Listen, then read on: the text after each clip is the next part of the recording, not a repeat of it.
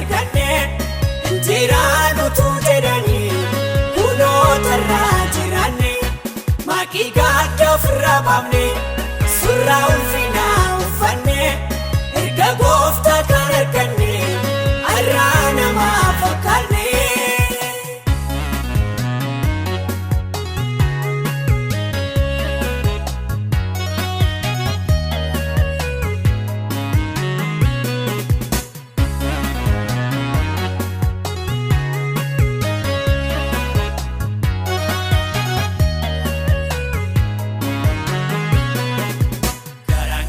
Wanta baay'ee beekan madaa qabna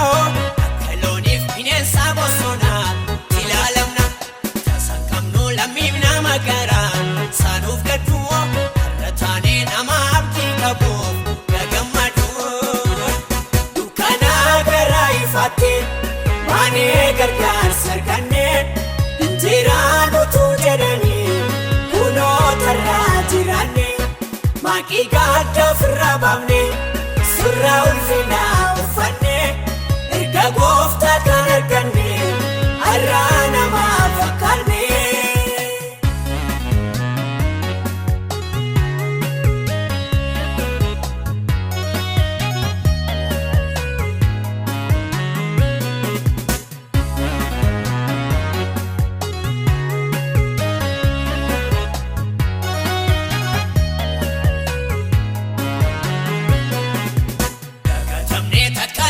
Ini gamnu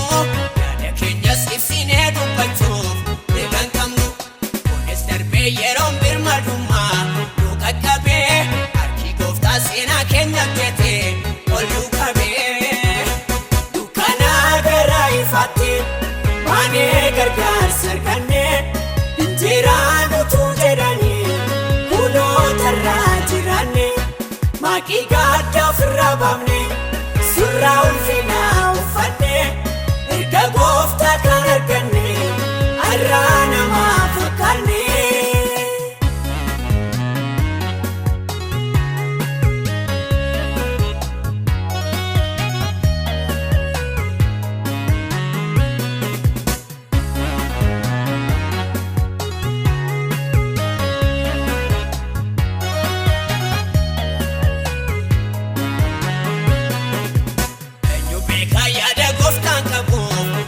Bara eegee hawwatamaa godha hiika kuusa